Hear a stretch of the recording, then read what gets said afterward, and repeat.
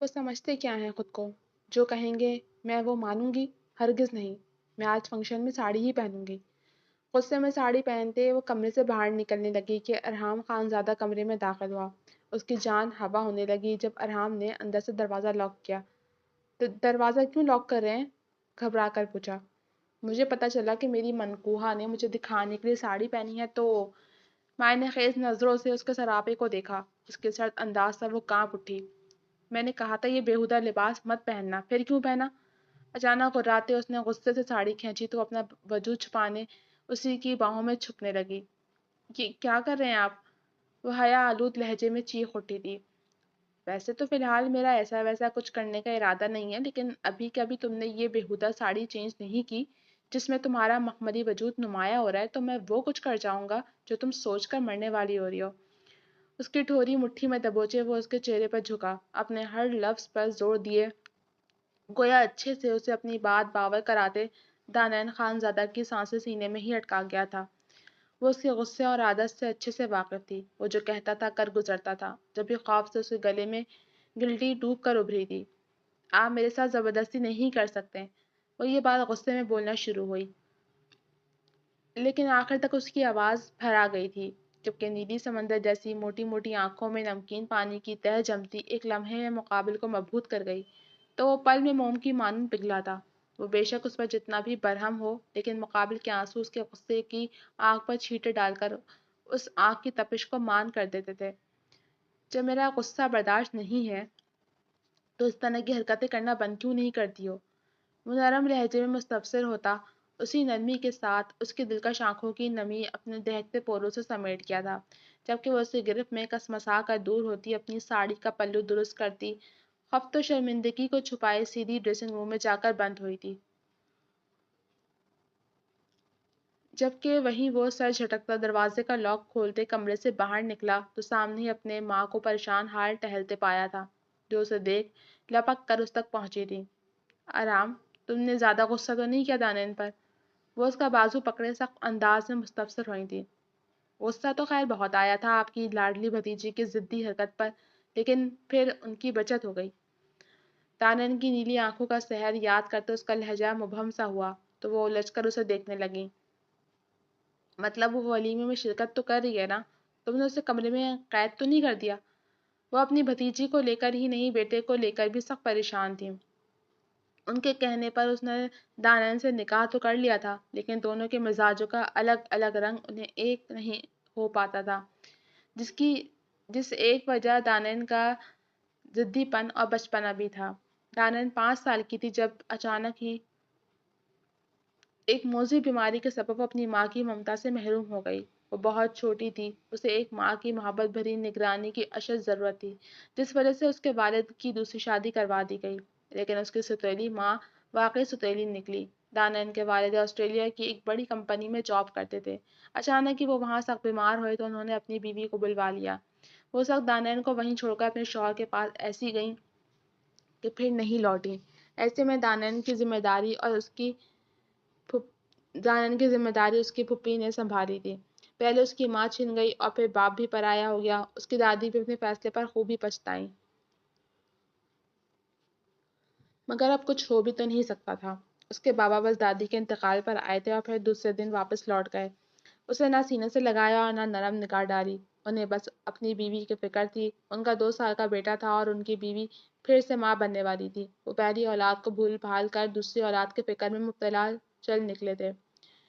میں اب اتنا بھی ظالم نہیں ہوں کہ آپ کی لاڈلی کو قید کر لوں۔ وہ ماں کی بات سنتا خفگی جتاتے انہیں مسکرانے پر مجبور کر گیا۔ میرے بچے، میرا مطلب وہ نہیں تھا۔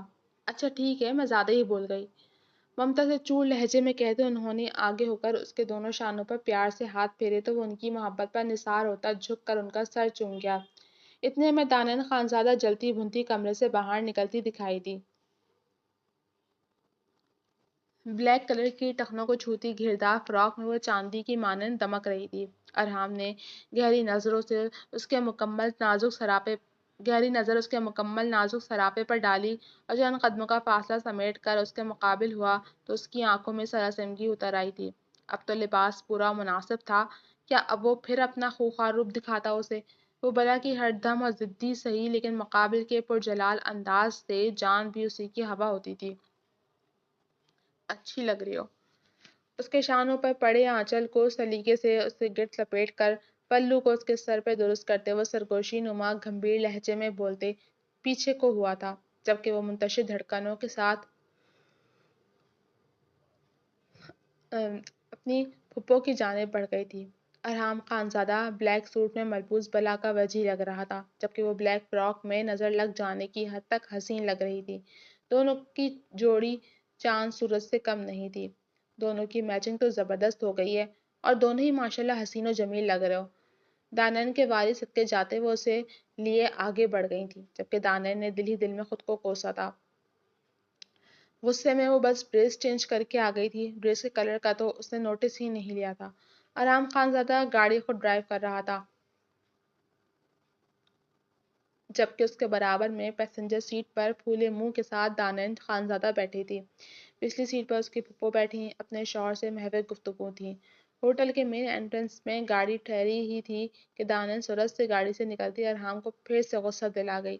وہاں کافی گہما گہمی تھی۔ اس دوران اس کے پیرنٹس بھی گاڑی سے اترے تو وہ بھی تیزی سے گاڑی سے نکلتا وہاں موجود گارڈ کو گاڑی کی چابی پکڑا گیا تاکہ وہ گاڑی پارک کر دے، جبکہ وہ خود تیزی سے لمبے لمبے ڈگ بھرتے دانن خانزادہ کے ہم قدم ہوتا اس کا ہاتھ اپنی مضبوط گرفت میں لے گیا تو وہ مقابل کا پرحدت لمس پہچانتی اس کی گرفت سے اپنا ہاتھ نکلنے کی نامحسوس کوشش کرنے لگی، لیکن وہ ناکام ٹھہری تو جلتی کرتی اس کے ساتھ ہی رنگ و بو کی محفل میں شامل ہو گئی۔ بھئی گلنار، اب تم بھی اپنے بیٹے کا ولیمہ کر ہی ڈالو، وہ بھی تو اسد کے ساتھ گئی ہے، ماشاءاللہ آج اس کی شادی نمٹ گئی ہے۔ ولیمہ ہو رہا ہے بچے کا۔ ان کی ایک رشتہ دار خاتون انہیں دیکھ نیک نیتی سے مشورہ دینے لگی تھی۔ جی ضرور خالہ جان، انشاءاللہ جلد ہی آپ ارحام کے ولیمے کی دعوت میں شریک ہوں گی، بس دانن اپنے فائنل ایگزام دے لے۔ خوش دلی سے کہتے وہ وہیں ان کے ساتھ بیٹھ چکی تھیں۔ اس ٹیبل پر سبھی خواتین ان کے خاندان کی ہی تھیں، جن کو ارحام اور دانن کی رخصتی کب ہے جاننے میں دلچسپی تھی۔ دانن کا یونی میں یہ لاسٹ سیمسٹر تھا، اس کے بعد ہی وہ رخصتی کا سوچ سکتی تھیں، کیونکہ ان کے بیٹے کی نظر میں وہ ابھی تک ایک ناسمجھ بچی کے جیسی ہی تھی۔ نہ جانے یہ اونٹ آگے جا کر کس کروٹ بیٹھنا تھا، انہیں تو بس یہی تشویش گھیرے ہوئی تھی۔ وہ حسب معمول یونی سے لوٹی تو گھر میں ایک ہلچل سی محسوس ہوئی تھی۔ ڈرائنگ روم سے باتوں کی آوازیں آ رہی تھیں، جبکہ ملازمین بھی متحرک نظر آ رہے تھے۔ وہ حد سے زیادہ تھکی ہوئی تھی، جب بھی بغیر دیری کیے اپنے کمرے کی جانب بڑھ گئی۔ بات لے کر وہ لمبی تان کے سوئی تھی، نہ جانے وہ کب تک سوئی رہتی کہ دروازے پر دستک کی آواز سنتے وہ ہڑبڑا کر اٹھ بیٹھی اور تیزی سے اٹھ کر ڈور کا لاک کھول دیا۔ کیا مسئلہ ہوا ہے؟ وہ جھٹکے سے دروازہ کھولتی بھڑکی تھی، لیکن اپنے سامنے کڑے تیوروں سے ارحام کو کھڑا دیکھ وہ پل میں سیدھی ہوئی۔ ملازمہ کئی مرتبہ تمہارا دروازہ بجا کر گئی ہے، لیکن تم شاید مردوں سے شرط باندھ کر سوئی ہو۔ اس کا انداز شرمندہ کرنے والا تھا۔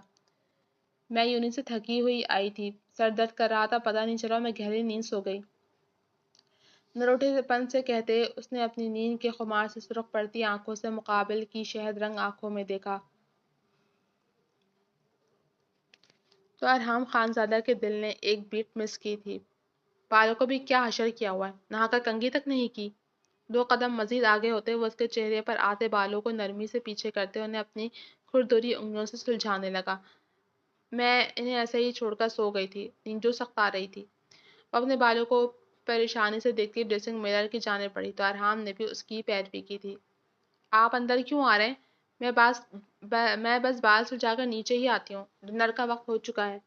وہ سادے سے لہجے میں بولتی ایک نظر وال کلاک پر بھی ڈال گئی تھی جو رات کے 8 بجا رہی تھی۔ تم یہاں خاموشی سے بیٹھو، بچپن میں بھی یوں ہی بال الجھا لیتی تھی تو میں ہی انہیں سلجھاتا تھا، یہ تمہارے بس کا کام نہیں ہے۔ نرمی سے اسے ڈپٹتے وہ اسے شانوں سے پکڑتے اسٹول پر بٹھاتے اس کے شہد رنگ ریشم کے تھان جیسے بال نرمی اور احتیاط سے سلجھانے لگا۔ بلیک شلوار قمیص میں ملبوس وہ بلا کا وجی لگ رہا تھا، وہ اپنے کام میں مصروف تھا اور دانن اسے دیکھنے میں۔ اس کے وجی نقوش میں تیکھا پن گھلا تھا جو اس کی شخصیت کو سوٹ بھی بہت کرتا تھا۔ مقابل کی سحر انگیز پرسنالٹی ہر لڑکی کا خواب تھی، لیکن وہ بس ایک اسی کا تھا۔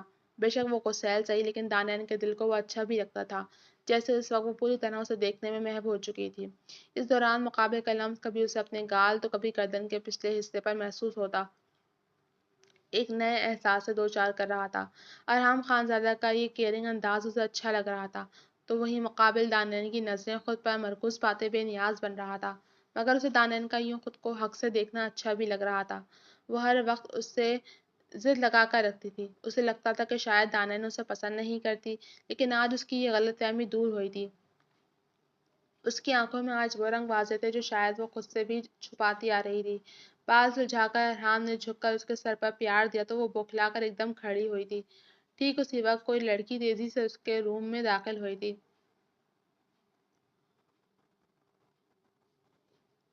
آنٹی نے آپ کو یہاں کس کام سے بھیجا تھا اور آپ کیا کام کر رہے ہیں؟ دیکھے انداز میں بولتی اس نے ایک چپتی نظر دانیال کے ہوش ربا حسن پر بھی ڈالی تھی۔ بغیر دوپٹے کے وہ اپنے کھلے بالوں کے ساتھ ارحام خانزادہ کے بہت قریب کھڑی اسے آگ ہی لگا رہی تھی۔ آپ نے یہاں آنے کی زحمت کیوں کی؟ آپ مہمان ہیں، آپ کسی ملازمہ کو بھیج دیتی۔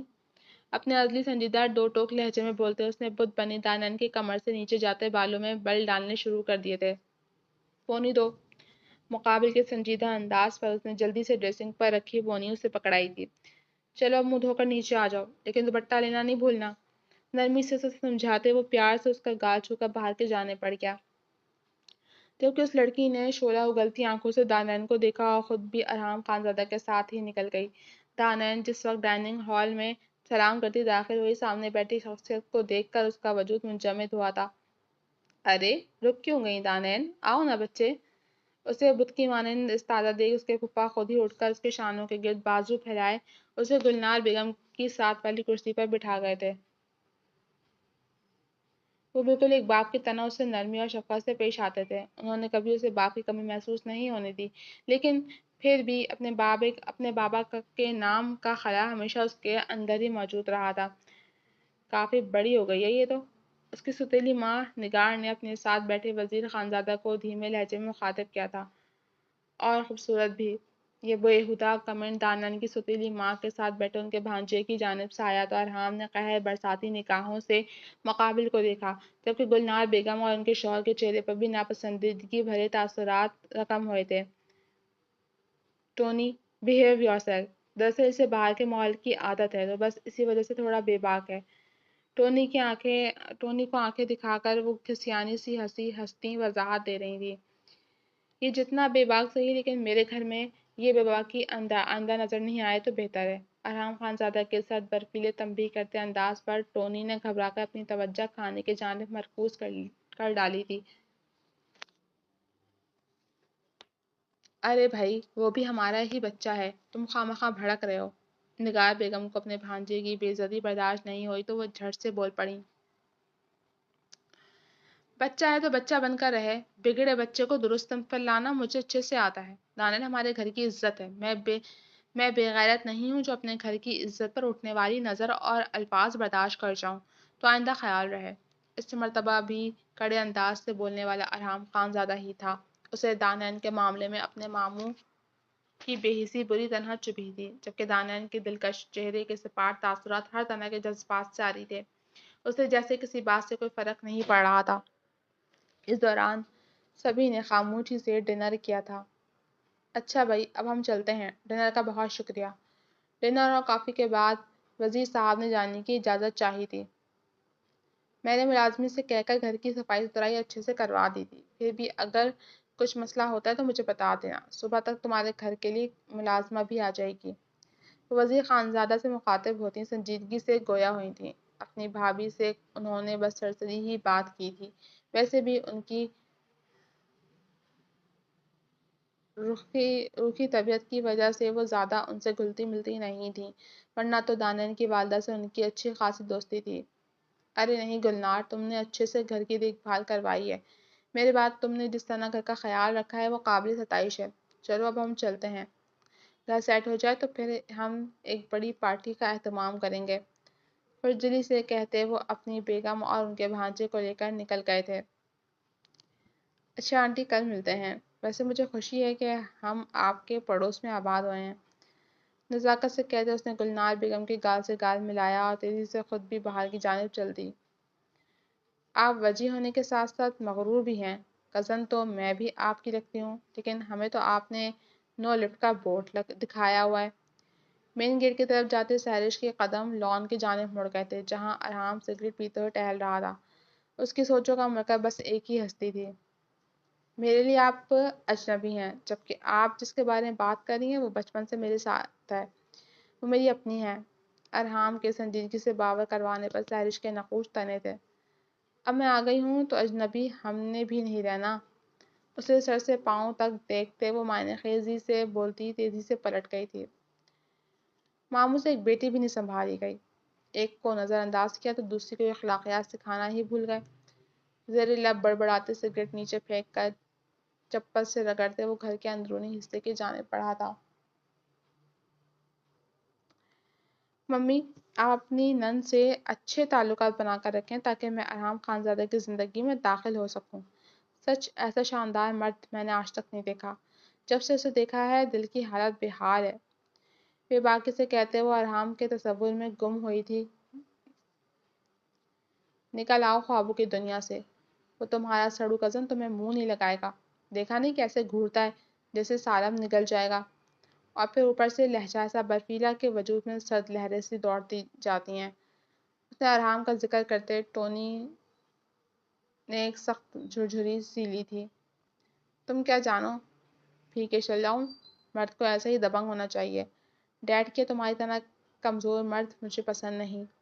اپنے ازلی گستاخانہ انداز میں گویا ہوتی وہ موبائل اسکرین کی جانب متوجہ ہوئی تھی جہاں اس کے فرینڈز کے میسیجز آ رہے تھے۔ بس کر دو سہرش، اب بند کرو اپنی پھپھو اور ان کے بیٹے کا ذکر کرنا۔ جب سے آئی ہو یہی باتیں بول بول کر دماغ خراب کر دیا ہے۔ میں جا رہی ہوں سونے، تمہارے ڈیڈ تو اب تک سو بھی چکے ہوں گے۔ وہ سسرال کے معاملے میں یوں بیزاری دکھاتی تھیں جبھی اسے لتاڑتی صوفے سے اٹھ گئی تھیں۔ آپ کچھ بھی کہیں، اگر میرا رشتہ ارحام سے طے نہیں کروایا آپ نے تو میں بتا رہی ہوں کہ میں اب پھر اپنے فرینڈ ولیم سے شادی کر لوں گی۔ پیچھے سے دھمکی لگانے پر انہوں نے اسے گھور کر دیکھا اور لاؤنج سے نکلتی چلی گئیں۔ کیا اگر تم ارحام سے چکر چلانے میں انٹرسٹڈ ہو تو میرا چکر اپنی ستیری بہن سے چلوا دو، قسم سے دل پر لگتی ہے اس کی خوبصورتی جا کر۔ خباثت بھرے انداز میں کہتے اس نے اپنا سینہ سہلایا تو سہرش نے اس کی جانب کشن اچھال دیا۔ ناشتہ تو سکون سے کر لو دانین، رات کھانا بھی تم نے برائے نام ہی کھایا تھا۔ ناشتے کی میز پر اسے اجلت بھرے انداز میں بس جوس پیتے دیکھ وہ متفکر سی گویا ہوئی تھی۔ بس پھپھو یہ جوس ہی کافی ہے، مجھ سے کچھ کھایا نہیں جائے گا، بھوک لگی تو کینٹین سے کچھ لے کر کھا لوں گی۔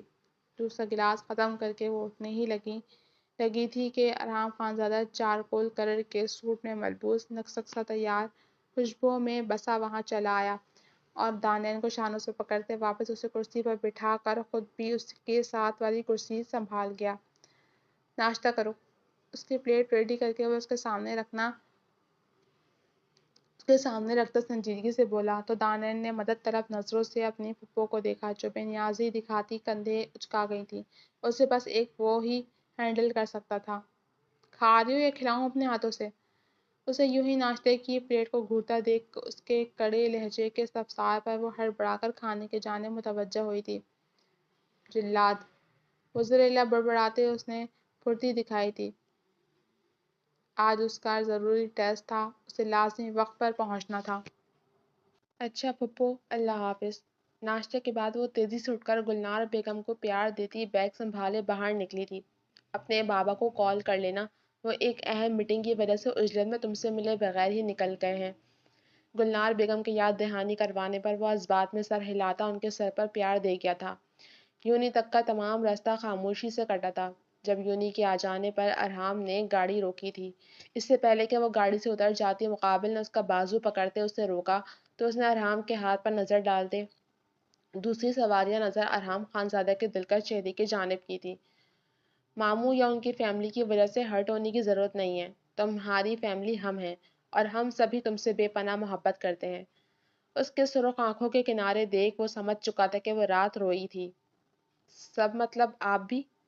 نہ جانے کیسے مگر یہ سوال اس کی زبان سے پھسلا تو مقابل سحر انگیز انداز میں مسکراتا ہلکا سا جھکا اور اس کی نم پڑتی آنکھوں کو باری باری پیار بھرے انداز میں نرمی سے چھو گیا۔ اس اپنائیت سے لبریز لمس کی شدت پر اس کا دل بڑے زوردار انداز میں دھڑکا تھا۔ فیملی میں بھی شامل ہوں۔ پیار سے اس کی ناک کھینچ کر چھوڑتے اس نے جو ہی مقابل کا بازو آزاد کیا وہ بیگ سنبھالے صورت سے گاڑی سے اتر آئی تھی اور پھر بغیر پلٹے یونی کے اندر غائب ہوئی تو مقابل نے اس کی پھرتیاں دیکھ خوشگوار انداز میں قہقہ لگایا تھا۔ اب اسے یقین تھا کہ اس کی آگے کی زندگی دانین خانزادہ کے ساتھ یقیناً خوشگوار ترین گزرنے والی تھی۔ اس بات کا اسے یقین ہو چلا تھا اور اب اسے اس کی ماما کا یہ فیصلہ بالکل درست لگ رہا تھا۔ اس کے بابا کو اپنی فیملی کے ساتھ آئے دوسرا ہفتہ تھا۔ سہرش اب اکثر ہی شام کی چائے یا ڈنر پر ان کے گھر پائی جاتی تھی، جس وجہ سے دانائن چڑھنے سی لگی تھی۔ وہ اس سے بات نہیں کرتی تھی لیکن اس کی پھپھو سے لگی رہتی یا پھر ارحام سے زبردستی فری ہونے کی کوشش کرتی تو وہ شٹ اپ کال دے دیتا تھا، جیسے اس وقت کھانے کی میز پر وہ خواہ ارحام خانزادہ سے فری ہونے لگی تھی کہ اس نے اپنے رڑ انداز میں اسے جھڑک دیا تھا۔ دیکھے نا پھپھو ارحام کو، یہ کبھی سیدھے منہ بات ہی نہیں کرتے ہیں، حسین ہے تو مغروریت بھی کوٹ کوٹ کے بھری ہے ان میں۔ ناک چڑھا کر وہ ایک ادا سے اپنے کٹے بالوں کو پیچھے کو جھٹک گئی۔ ارحام کی طبیعت ہی کچھ ایسی ہے، وہ ہر کسی سے گھلتا ملتا نہیں ہے اور دوسری بات تو اس سے عمر میں وہ بڑا ہے تو اسے بھائی بولا کرو۔ گلنار بیگم کے نرمی سے ٹوک دینے پر سیرش کا منہ بن گیا تھا۔ دانین بھی تو انہیں بھائی نہیں کہتی جب تو آپ اعتراض نہیں کرتی۔ اس کے نروٹھے انداز سے جتانے پر جہاں انہوں نے ٹھنڈی سانس بھری وہیں دانین کی بس ہوئی تھی۔ اس نے اپنا چمچ پلیٹ میں پٹکا اور اٹھ کھڑی ہوئی۔ میرا نام بھی آئندہ اپنے لبوں سے مت لینا، تمہیں یہاں برداشت کر رہی ہوں یہی بہت ہے، اپنے گھر کھانا نہیں ملتا جو یہاں روز روز منہ اٹھائے چلی آتی ہو۔ دانین کے ترش تلخ انداز سے پھٹنے پر سیرش بھوچکا سی رہ گئی تھی۔ دانین، ارحام خانزادہ نے اسے نرمی سے ٹوکا، مجھے کوئی کچھ نہ کہے، یہ میرا گھر ہے، اب مجھے اپنے گھر میں یہ برداشت نہیں۔ غسیل بھرے انداز میں بولتی وہ دوسرے ہی لمحے دوڑتی ہوئی وہاں سے نکل گئی تو گلنار بیگم نے پریشان ہو کر ارحام کی جانب دیکھا۔ آپ فکر مند مت ہو، میں دیکھ لوں گا۔ انہیں تسلی دیتے وہ خود بھی نیپکن سے منہ صاف کرتا وہاں سے نکلتا چلا گیا تھا۔ کس قدر بدتمیز ہے یہ دانین، گھر آپ کا ہے اور حق وہ جتا رہی ہے۔ اسے تو گویا موقع ملا تھا اس کی برائی کرنے کا۔ دانین بدتمیز ہرگز نہیں ہے، بس اسے غصہ جلدی آ جاتا ہے، اور رہی اس گھر کی بات تو یہ گھر واقعی میں اس کا ہے، اس گھر پر اسی کا حق ہے۔ ان کے لہجے میں دانین کے لیے ایک الگ طرح کی محبت چھلک رہی تھی جسے دیکھ وہ بری طرح جلی بھنی تھی۔ آپ کی محبت ہے جو آپ ایسا کہہ رہی ہیں۔ خیر 2 دن بعد بھائی بھی آ رہا ہے اور گھر میں پارٹی بھی ہے، کل ڈیڈ آپ کو کارڈ دینے آئیں گے تو پلیز آپ سب نے آنا ہے۔ وہ اپنی باتوں کا اثر نہ ہوتے دیکھ گویا موضوع گفتگو ہی بدل گئی تھی۔ ہم تو آ جائیں گے لیکن تمہارے انکل یہاں نہیں ہیں، دراصل زیادہ تر وہ دبئی والا اپنا بزنس دیکھتے ہیں لیکن ان دنوں وہ بزنس میٹنگ کی وجہ سے یورپ سائڈ وزٹ پر ہیں۔ گلنار بیگم کی باتیں سنتی سہرش کی مزید آنکھیں کھلی تھی۔ اس کی اگر یہاں شادی ہو جاتی تو اس کے عیش ہی عیش تھے، دولت بھی ملتی اور اتنا ہینڈسم شوہر بھی۔ چلیں انکل بزی ہیں لیکن آپ اور ارحام نے ضرور آنا ہے۔ اب میں چلتی ہوں، مجھے ابھی یاد آیا کہ ٹونی کے ساتھ مجھے مال جانا تھا، وہ میرا ویٹ کر رہا ہوگا۔ وہ پانی کا گلاس لبوں سے لگاتی چند گھونٹ پی کر عجلت بھرے انداز سے بولی تھی، تمہارے اس کزن کی فیملی نہیں ہے؟ ان کے انداز میں تجسس نہیں تھا، بس سادگی بھرا سوال تھا یہ۔ فیملی تو ہے مگر اسے پاکستان دیکھنے کا شوق تھا تو یہ ہمارے ساتھ یہاں آ گیا، لیکن کچھ دنوں میں چلا جائے گا۔ اوکے اب میں جاتی ہوں۔ ان کے سوال کا جواب دیتے وہ تیزی سے وہاں سے نکل گئی تو گلنار بیگم نے ملازموں سے کہہ کر ٹیبل سمیٹنے کو کہہ دیا۔ ارحام خانزادہ سیدھا دانین کے روم میں داخل ہوا لیکن دانین اسے پورے کمرے میں کہیں دکھائی نہیں دی تو وہ کمرے سے نکل کر پچھلے لان کی سمت آیا تھا جہاں وہ پلر کے ساتھ ٹیک لگائے گویا ہر شے سے خفا بیٹھی تھی۔ ناراض ہو؟ لیکن ناراض ہونا تو نہیں چاہیے، میں نے ڈانٹا نہیں تھا۔ سہرش بیشک تمہیں ناپسند صحیح لیکن وہ ہمارے گھر پر ایک مہمان کی حیثیت سے تھی۔ تمہارا ایکٹ ماما کی تربیت پر سوال اٹھا رہا تھا۔ ہماری ماما نے ہمیں یہ تو نہیں سکھایا کہ ہم گھر آئے کسی مہمان کی انسلٹ کریں۔ اس کے رسان بھرے انداز سے بولنے اور سوال کرنے پر وہ جھٹ سر کو نفی میں جنبش دے گئی تھی، جبکہ وہ اس کے ساتھ ہی ماربل کے فرش پر بیٹھا اس کی جانب بھی متوجہ تھا۔ وہ اب کیوں آئے ہیں؟ زکام زدہ لہجہ اور بھیگی نیلی آنکھوں کا درد میں ڈوبا شکوہ مقابل کے دل پر کسی نوکیلے بھالے کی مانند جا کر لگا تھا۔ تمہیں ان کے ہونے سے فرق پڑا ہے، میں جانتا ہوں۔ مزید آگے بڑھتے ارحم خان زادہ نے اسے اپنے نرم حصار میں قید کیا تو وہ اپنا سر اس کے سینے سے ٹکا گئی۔ میں بہت اکیلا محسوس کر رہی ہوں ارحم، حالانکہ مجھے آپ سب نے بے پناہ پیار دیا ہے، لیکن یہ بھی سچ ہے کہ جب کہ ماں زندہ نہیں تھی تو مجھے صبر آ گیا، لیکن اپنے زندہ بابا پر کیسے صبر کروں؟ پھوٹ پھوٹ کر روتے ہوئے اس کا گریبان اپنی مٹھی میں دبوچے ہوئے تھی۔ تم رونا چاہتی ہو، اپنا دل ہلکا کرنا چاہتی ہو تو کر لو، اچھا ہے دل کا غبار چھٹے گا۔ اس کا سر چومتا ارحم خان زادہ نرمی سے اس کی پشت سہلاتا اسے کھل کر رونے کی وجہ دے گیا تو وہ کھل کر ہی روئی تھی۔ میں اتنی بری ہوں ارحم کہ میرے بابا نے کبھی پلٹ کر مجھے دیکھا تک نہیں۔ مقابل کے سینے سے چہرہ نکالتے اس نے ہچکی بھری تھی۔ میری دانن دنیا کی سب سے اچھی لڑکی ہے۔ اس نے جھک کر باری باری اس کی نرم سرخ پڑتی آنکھوں کو چوما تھا۔ سچ میں؟ وہ اب بھی بے یقین تھی۔ جب یہ اپنی حسین آنکھوں کو پھیلائے وہ حیرانی سے سوال کرتے مقابل کا دل دھڑکا گئی تھی۔ 100% سے زیادہ سچ۔ اس کا لہجہ جذبات کی رو میں بھاری ہو کر گمبھیر ہوا تھا۔ آپ تو ہر وقت مجھ سے برہم ہی ہوتے رہتے ہیں، پیار تو کبھی کیا ہی نہیں تو میں کیوں آپ کی بات کا یقین کروں؟ نروٹے پن سے کہتی وہ اس سے الگ ہونے لگی تھی کہ مقابل نے اس کے پشت پر دباؤ ڈالے اسے اپنی سمت کھینچا تو وہ سیدھا آ کر اس کے وجود کا حصہ بنی تھی۔ کیا کر رہے ہیں؟ مقابل کی حرکت پر وہ سرخ اناری ہوتی بری طرح بوکھلائی تھی۔ تمہیں بتا رہا ہوں کہ میں تمہیں کتنا پیار کرتا ہوں، شوق بھری سنجیدگی سے کہتے وہ دانن کی جان ہوا کر چکا تھا۔ دست و لب کی بے باکیوں سے بوکھلائی دے رہی تھی۔ وہ تو بری طرح پچھتائی تھی مقابل سے شکوہ کر کے۔ پلیز ارحم، مجھے یقین آ گیا ہے، مزید یقین دہانی کی ضرورت نہیں ہے۔ وہ پل میں روحان سی ہوئی تو مقابل کو اس کی پتلی ہوئی حالت پر رحم آیا تھا۔ وہ اس کے وجود میں سمٹی تھر تھر کانپ رہی تھی۔ اتنی جلدی یقین آ گیا میرے پیار پر؟ ابھی تو مجھے مزید تمہارے یقین تمہیں لوٹانا تھا۔ وہ ابھی اسے تنگ کرنے سے باز نہیں آیا تو وہ اسے کشادہ سینے پر ہاتھ کی مٹھی بنا کر مار گئی۔ اس کے ہلکے پھلکے مار کا اثر کہاں ہونا تھا مقابل پر، الٹا مار کھا کر ارحام کا دلکش قہقہ فضا میں گھل گیا تھا۔ اپنے مجازی خدا سے کبھی یہ شکوہ نہیں کرتے میری جان کہ وہ پیار نہیں کرتا، ورنہ نتائج اس سے بھی خطرناک ہو سکتے ہیں۔ اسے یوں ہی اپنی باہوں میں بھر کر گود میں اٹھاتے ہوئے اندر کی جانب بڑھ گیا تو دانن نے دل ہی دل میں توبہ کی تھی۔ اسے کہاں علم تھا کہ مقابل اس قدر بے باک بھی ہو سکتا ہے۔ اس نے تو ہمیشہ اس کا سڑو روپ ہی دیکھا تھا جو اس پر بھاری پڑتا تھا، لیکن اب جو اس کا رومانٹک موڈ نظر آیا تو اس کی جان ہی نکال چھوڑی تھی مقابل نے۔ مگر وہ پھر بھی خوش تھی، دل پر محبت نے ڈیرا جما لیا تھا، دل کا گلستان مہکنے لگا تھا۔ ایک دوسرے میں گم وہ دونوں گھر کے اندرونی حصے کے جانب غائب ہوتے اس بات سے انجان تھے کہ کوئی انہیں بھسم کرتی آنکھوں سے دیکھے جا رہا تھا۔ تمہاری قسم تو کافی بولڈ ہے، مزے ہیں بھائی دونوں کے۔ کیا رومانٹک سین دکھایا ہے تمہارے سڑو کزن نے؟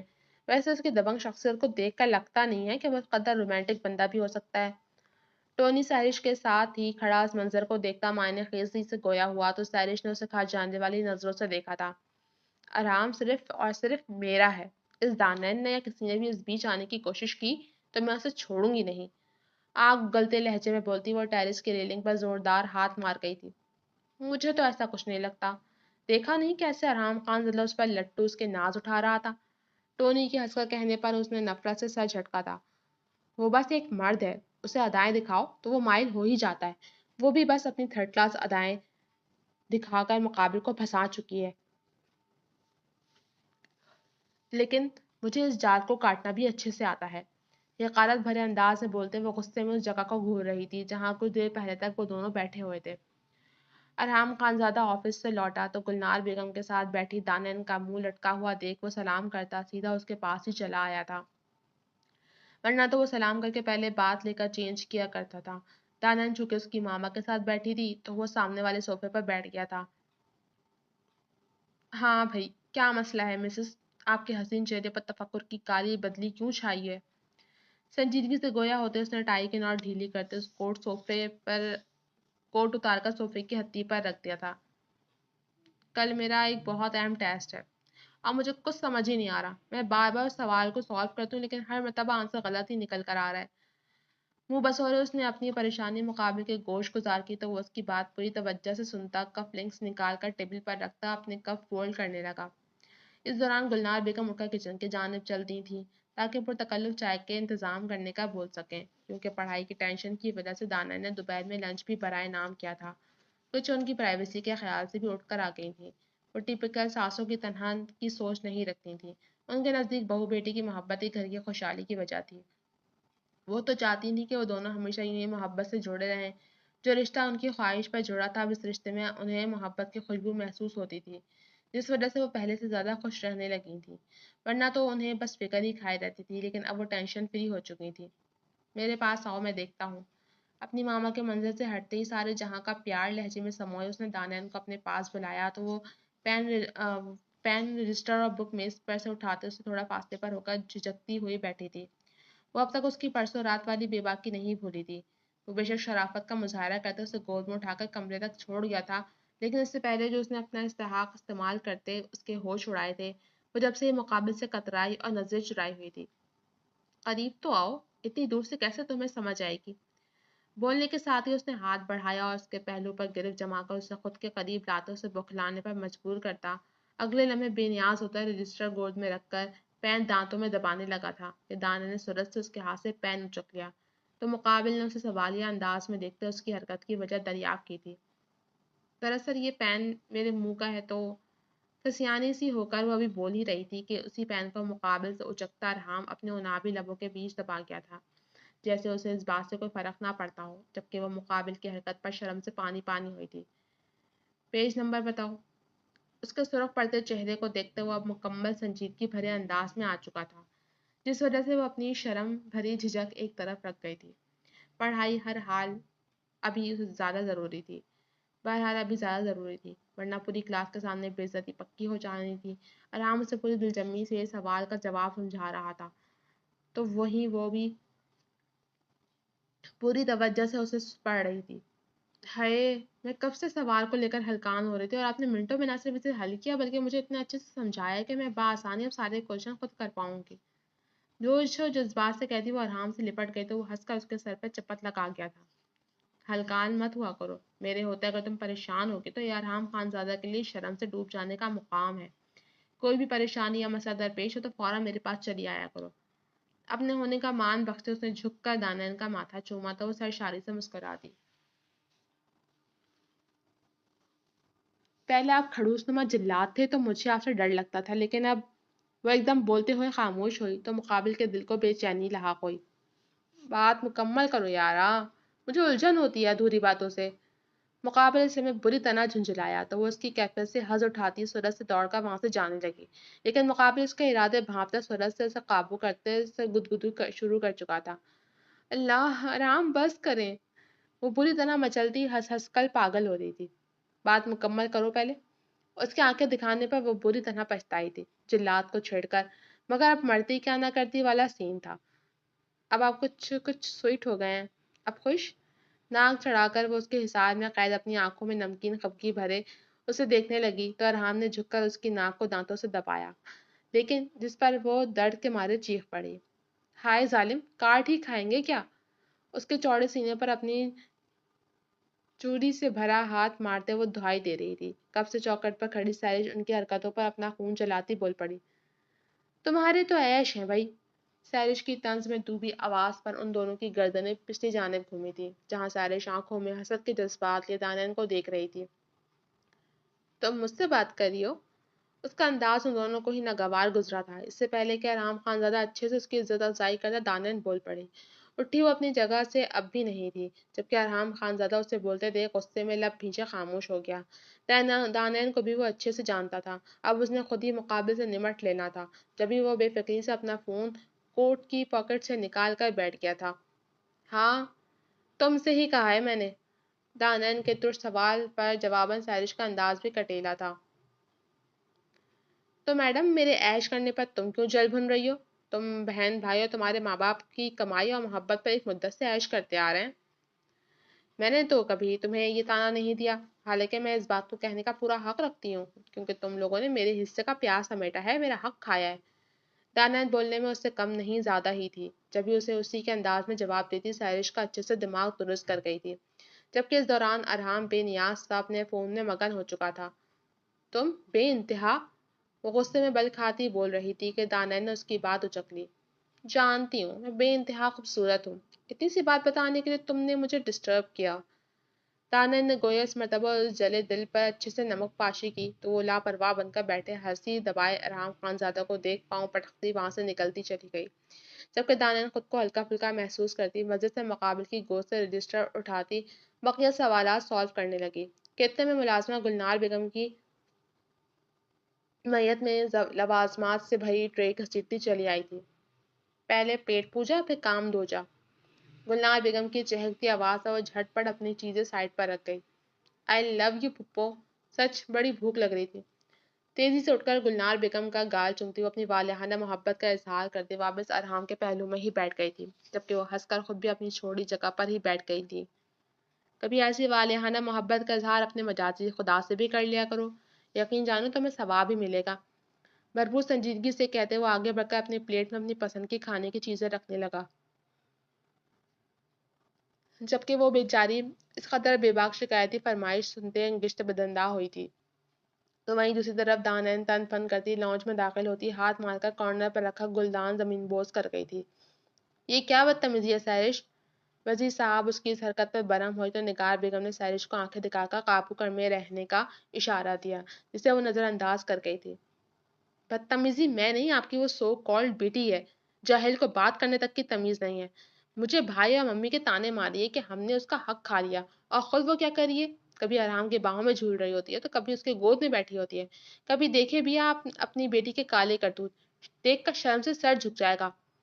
बगैर किसी लिहाज के जो उसके मुंह में आया वो बकती गई थी, जबकि तैश के आलम में वजीर साहब का चेहरा सुर्ख पड़ने लगा था। जुबान संभाल कर बात करो, बड़ी बहन है वो तुम्हारी।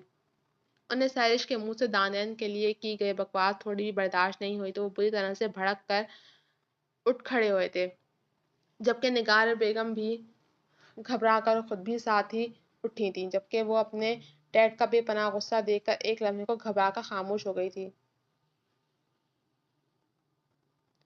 ये तरबियत की है तुमने अपनी बेटी की, बाप के सामने बात तक करने की तमीज नहीं इसमें, जो मुंह में आया बस बकवास कर डाली। वो निगार बेगम की जाने पलटते बुरी तरह से जिंदगी में पहली मर्तबा उन पर भड़के थे।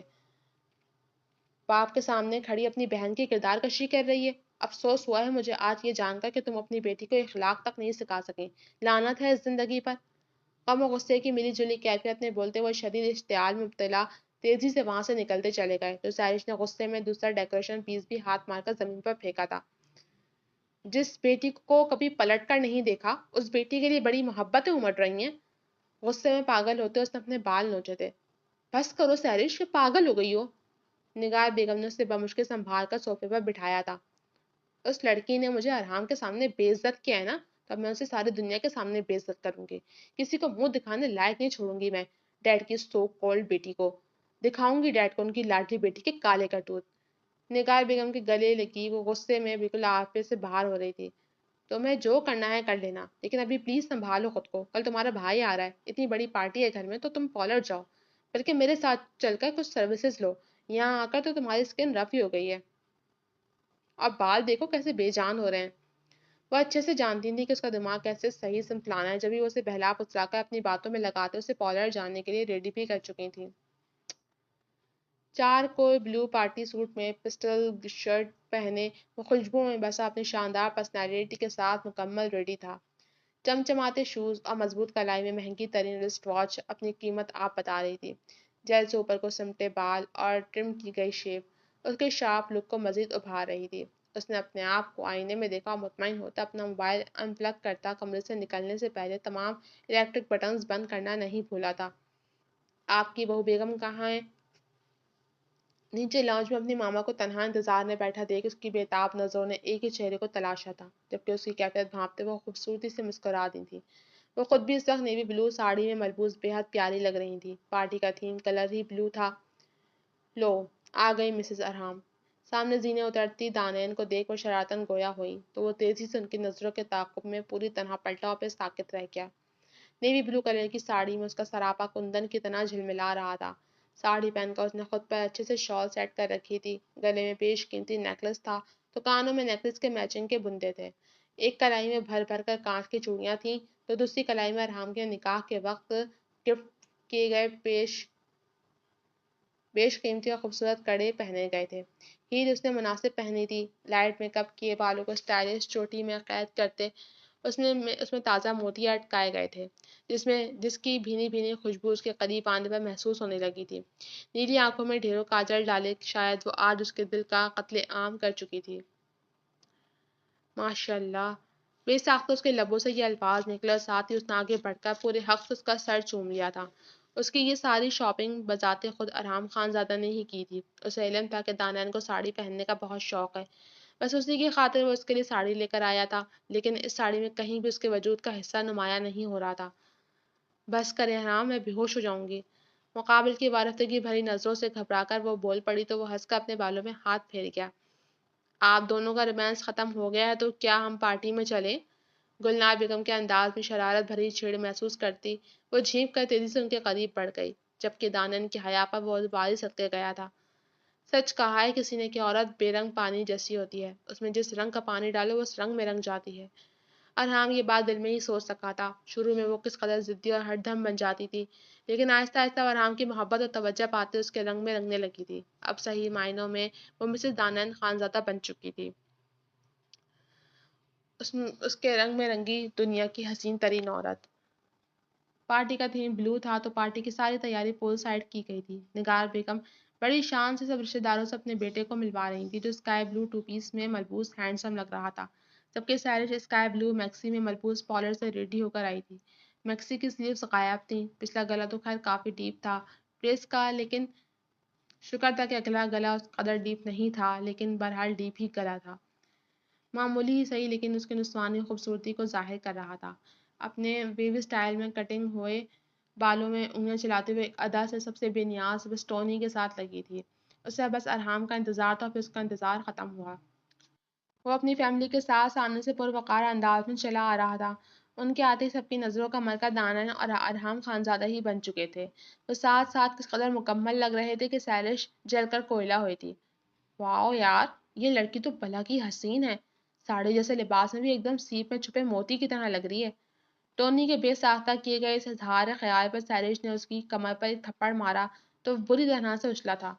کیا ہے، اب بندہ تعریف بھی نہیں کر سکتا۔ وہ برا مناتا اس کے قریب سے ہٹ گیا تو وہ بھی سر جھٹکتی ارحام سے ملنے کے لیے آگے بڑھ گئی۔ ہیلو ہینڈسم، یوں لگ رہا ہے کہ پارٹی میں جان سی آ گئی ہے۔ اس کے بے باکی سے دیکھنے اور بولنے کے انداز پر ارحام خانزادہ کے چہرے کے وجہی نقوش تن گئے تھے۔ گلنار بیگم تو دانن کو لیے اپنے خاندان کے افراد سے ملنے آگے بڑھ چکی تھیں، یہاں صرف وہی ٹھہر گیا تھا کہ ایک ضروری میسج کا رپلائی دے رہا تھا۔ وہ مجھے اتنی بے تکلفی پسند نہیں ہے، اپنی حدود میں رہو۔ اس کے خشک لہجے پر سیرش کی مسکان سمٹی تھی۔ مقابل نے ایک نظر کے بعد اسے دیکھنا بھی پسند نہیں کیا تھا، حالانکہ وہ کافی حسین لگ رہی تھی۔ اسے اپنی تیاری اب غارت ہوتی محسوس ہوئی۔ اسے سمجھ آ رہا تھا کہ وہ کچھ بھی کر لے مقابل اس سے متاثر ہونے والا نہیں ہے۔ یہی بات اسے جلا کر راکھ کر رہی تھی۔ اس میں کمی کیا تھی جو وہ اس پر ایک نظر تک نہیں ڈال رہا تھا، جبکہ دانن کے ساتھ تو وہ کھلی کتاب بن جاتا تھا۔ ہاں بھائی، آپ کو تو بس ایک ہی سے بے تکلف ہونا پسند ہے اور ایک ہی کی بے تکلفی پسند ہے۔ جواباً سیرش کے بولنے کے انداز میں طنز گھلا تھا۔ وہ جل رہی تھی اور یہی جلن لبوں سے الفاظ کی صورت ادا ہوئی تھی۔ تم ٹھیک سمجھو، مجھے بس ایک ہی ذات میں دلچسپی ہے اور تم وہ ذات شریف ہرگز نہیں ہو۔ سرد لب و لہجے میں سے باور کرواتے وہ آگے بڑھ گیا تو وہ ناگن کی مانند بل کھا کر رہ گئی۔ یہ تمہاری بڑی بہن دانن ہے؟ وزیر خانزادہ اپنے بیٹے کا تعارف کروانے لگے تو والہانہ انداز میں دانن سے ملتا اس کا سر چوم گیا، جبکہ وہ اس کے بھائی والے انداز کی محبت محسوس کرتی پہلے حیران ہوئی پھر مسکرا دی۔ نگار بیگم کا بیٹا کم از کم ان پر نہیں گیا تھا، اسے رشتوں کا پاس تھا۔ آپ تو پکچر سے زیادہ پیاری لگ رہی ہیں۔ اس کے بے ساختہ کہنے پر وہ پھر سے حیرانی سے اسے دیکھنے لگی۔ کون سی پکچرز؟ اس نے حیرانی کو زبان دی تھی۔ ڈیڈ کے پاس آپ کے پکچرز کی پوری ایک البم ہے، وہ اکثر اسٹڈی میں بیٹھ کر اسے دیکھا کرتے تھے تو میں بھی ان کے ساتھ ہی بیٹھ جاتا تھا۔ نمیر خانزادہ کے اس کیے گئے انکشاف پر وہ ساکت سی رہ گئی تھی۔ اس دوران وزیر صاحب بھی واپس پلٹ چکے تھے، وہ اس کے پاس بس تعارف کروانے کی نیت سے شاید آئے تھے۔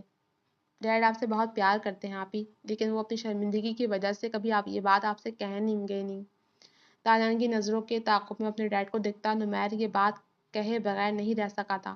وہ اپنی ماں اور بہن سے قطعی مختلف شخصیت کا مالک تھا اور یہ بات ظاہر بھی تھی۔ ڈیڈ ممی سے ہمیشہ ہی بلیک میل ہوتے آپ سے دور رہے، اور یہ بات انہیں ہمیشہ گلٹ میں مبتلا کیے رکھتی ہے۔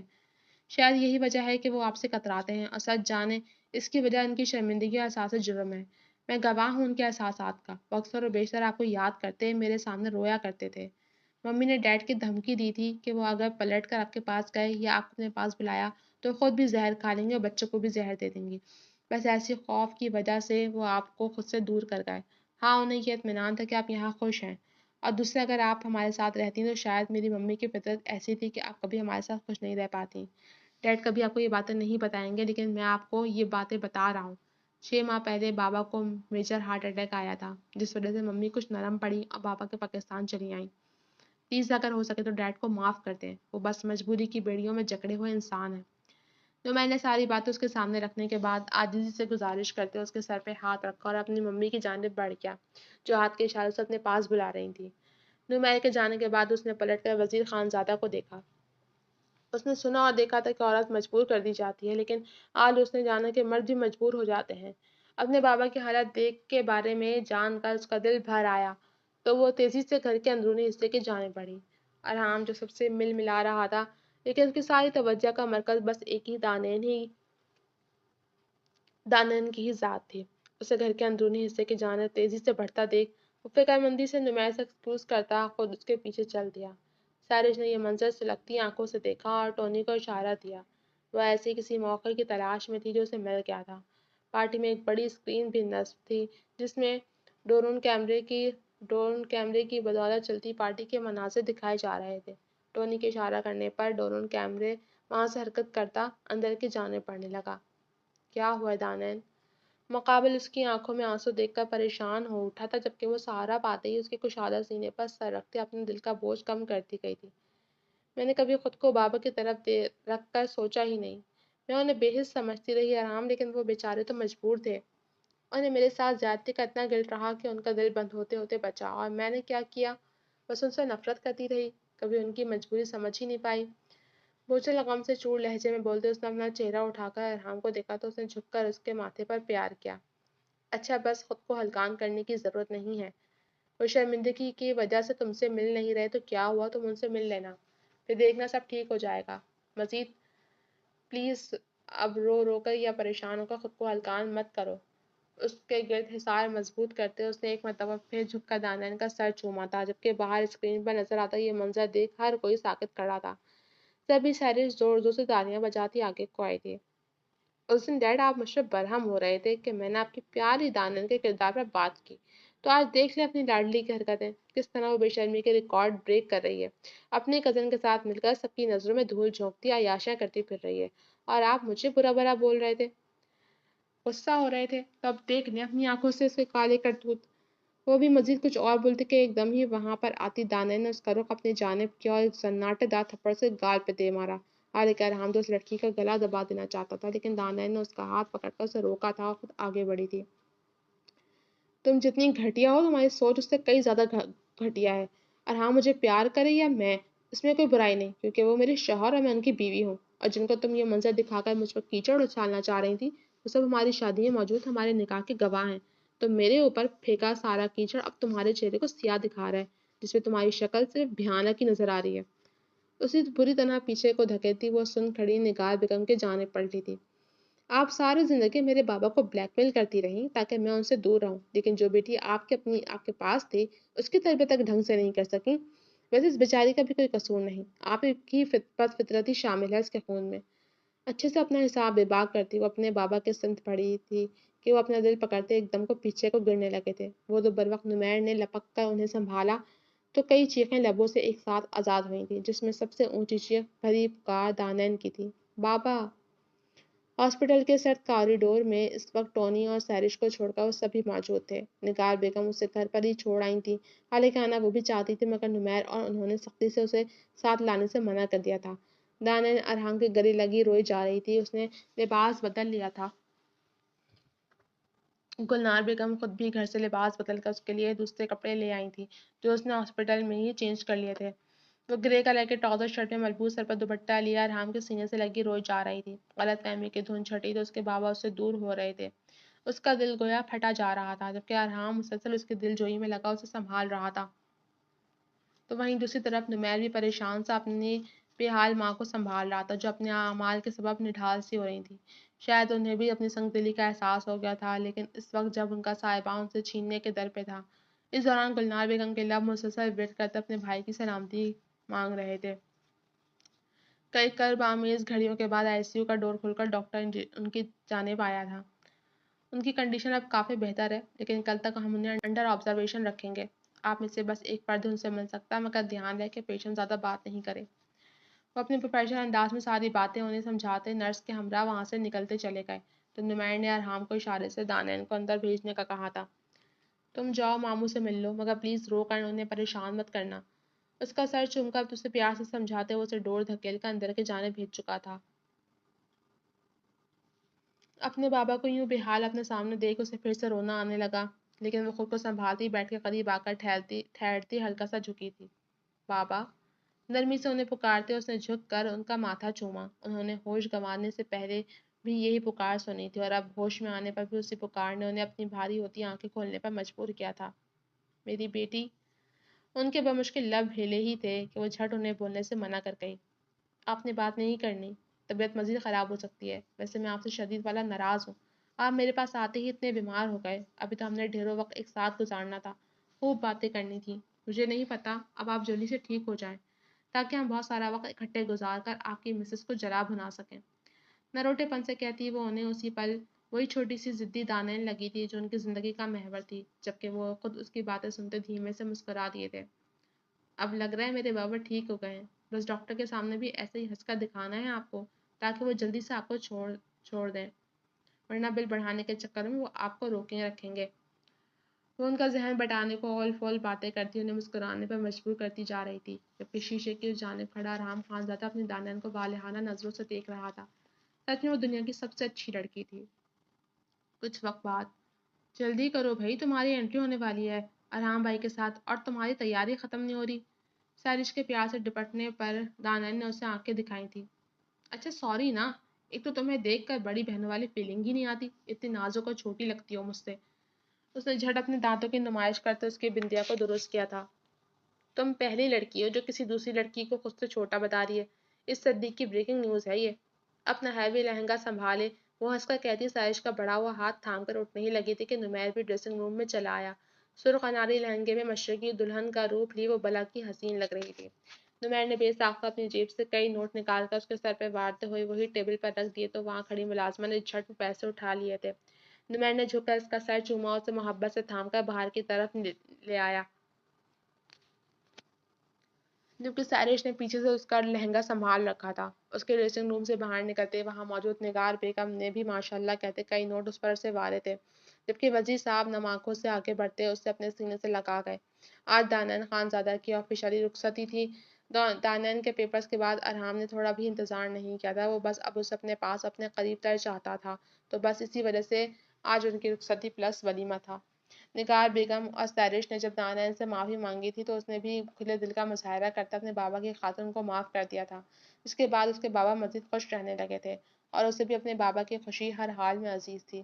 آدھے راستے وہ اپنے بابا اور بھائی کے ساتھ خرامہ نظریں جھکائے چلی آئی تھی کہ آدھے راستے میں اس کے بابا نے اس کا مہندی کی خوشبو سے مہکتا ہاتھ بلیک ٹیکسٹو میں ملبوس شہزادوں کسی آن بان والے ارحام خانزادہ کے ہاتھ میں دیا تو ہر جانب سے ان کے اوپر پھولوں کی برسات سی ہونے لگی تھی، اور ساتھ ہی تالیوں کا ایک شور سا اٹھا تھا۔ آئی لو یو، پوری شدت سے دل کی بات کہتے ارحام خانزادہ نے جھک کر دانیال کا ماتھا چوما تھا۔ آئی لو یو ٹو، جواباً وہ حیا سے لبریز لہجے میں بولتی اس کے ہم قدم ہوئی تھی، تو وہیں اس کے پھپھو اور پھپھا کھڑے باقی فیملی کے ساتھ ان دونوں کو اپنی دعاؤں کے حصار میں لے چکے تھے۔ ختم شد۔